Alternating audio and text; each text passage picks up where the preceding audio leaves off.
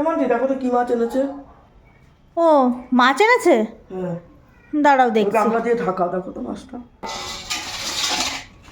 আজকে স্কুলে জানো না খাওয়া দাওয়া আবার সেই কই মাছ।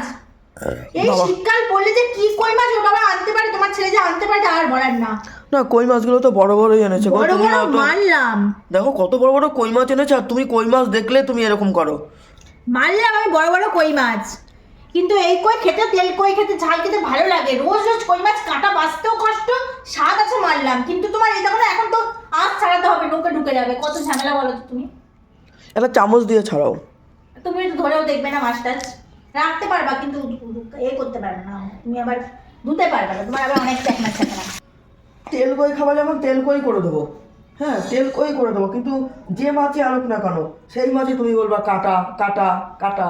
তাহলে মাছ কি কাটা ছাড়া হয়? আর এদিকে তাহলে ডিম খাও, ডিম খেতেও তোমাদের ভালো লাগে না, জানি ডিম খেতে ভালো লাগে না, কিন্তু কই মাছগুলো তো বড় বড়। যদি ফলি মাছ আনে তাহলে বলবা কাটা কাটা, চিতল মাছ আনে তাহলে বলবা কাটা কাটা। আর চিতল মাছের রোজই কি মুঠটা বানানো যায়? সেটা তো সম্ভব না আমার পক্ষে। তাহলে তোমরা কি মাছ খেতে চাও?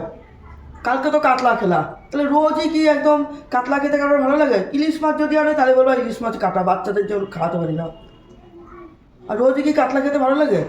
তুমি নিজে যাবা বাজারে, নিজে যেয়ে বাজারটা করে নিয়ে এসো, তাহলে বুঝবো ওখানে রাখি তোর সব।